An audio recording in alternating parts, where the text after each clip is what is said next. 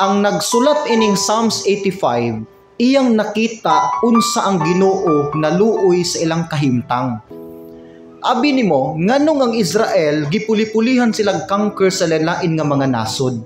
In fact, gisaaran sila sa Ginoo nga i-bless sila nga nation.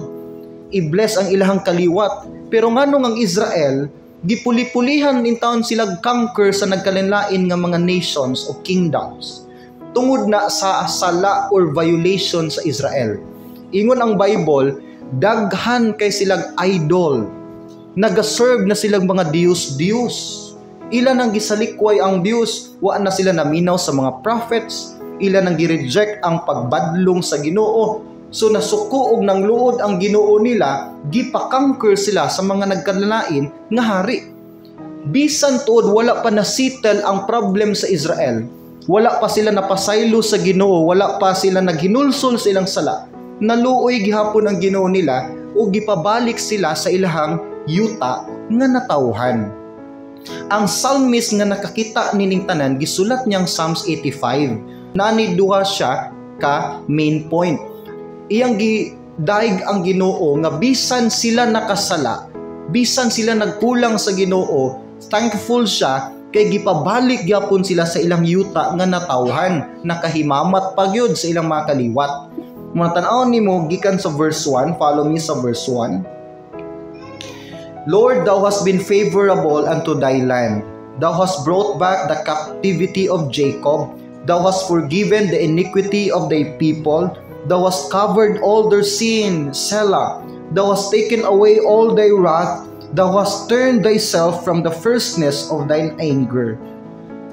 So grabe no, ang na-realize din sa writer sa Psalm, nga bisan sa among pagkadautan Ginoo, imo ming gikaluy-an.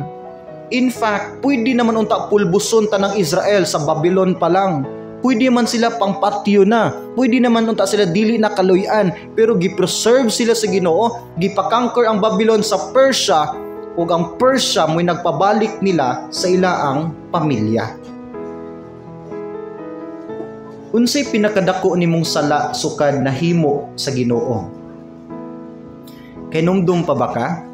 Di na ko gusto hinumduman nimo imong negative nga emotion, pero hinumdumi gud. Honest ta, maging honest ta sa atong kagalingon. Daghang times sa atong life nga nahimo tang unfaithful. Night times sa imong life, katong niagi kag dako kay problema sa imong pamilya, di ba? Imong gi-blame ang Ginoo sa imong situation. Imong gi-blame ang Ginoo sa imong mga kapakyasan. And there was a time sa imong life nga imo pagid siyang gi-question.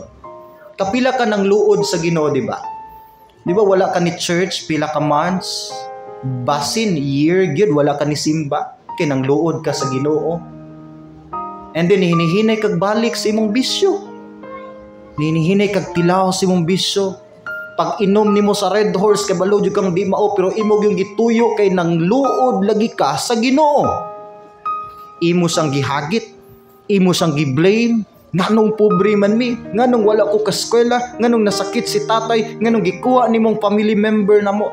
Daghan kay time gyud nga imong gi-question o gi-blame, imong gibastos, gihugawan ang trono sa Ginoo. Pero kay balo ba ka nadto nga time unsay gibuhat sa Ginoo nimo?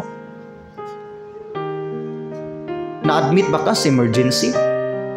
Wala ba kanya pakanag pila ka adlaw? Dili man. Gani last month, few months ago, nag-celebrate pa kas imong birthday, right? Gi-extend pa sa Ginoo imong life. Nga pwede na kanyang tuldukan unta, pwede na tayo tapuson imong pag-exist sa yuta. Pero last week, nangaon pa mong Jollibee sa imong kaliwat, sa imong friends. Nagbitbit pa ka sa imong baby. Nakakita pa ka sa imong apo, imong gikugus-kugus. Nagbanding pa mo sa imong friends sa mall. Na-enjoy pa nimo ang beauty sa life, pero likod niya ng tanan, ikaw admitted nga daghan kay kag pagkulang sa Ginoo.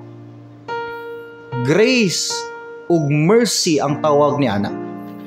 Mercy, gikaluy-an ka sa Ginoo, wala niya gihatag ang angayan unta kang tagaan.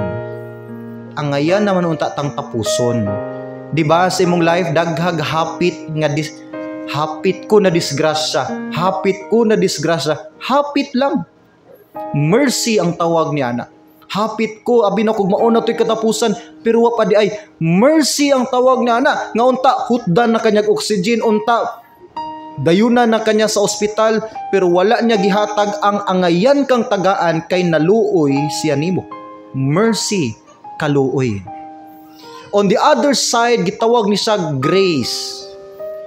Nga ang angayan untang ihatag nimo punishment, kastigo, pero gitagaan nun ka sa Ginoo favor.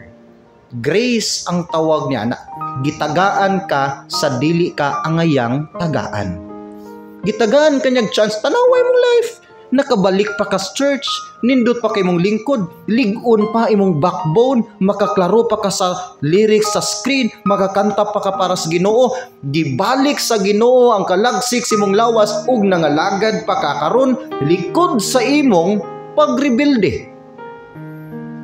Rebellious ta higalig suon, deep inside sa tong heart na ay time nga nagrebelde gid ta sa Dios, bisan pag naa ta atubangan sa church. Pero awa gud ang kamot sa Ginoo. Gihukman ba kaniya? Wala. Hangtod karon sige siyang pagkaon nimo every morning, every noon, every dinner, iya kang gipakaon, gipalitan kanyag bagong sinina, giproteksyonan kanya padulong sa school, pabalik sa balay, sa trabahoan, gitagaan kanyag blessing. Bless pa karon imong life. Grace and mercy gibuhi ta diha sa Ginoo, ug mao ni na realize sa writer sa Psalms 85.